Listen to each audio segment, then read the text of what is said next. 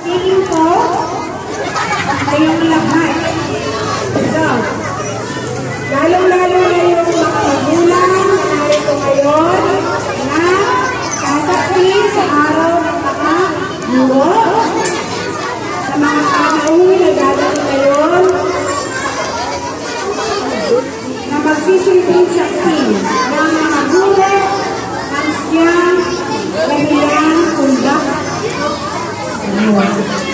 magiging katagutan. Okay? So,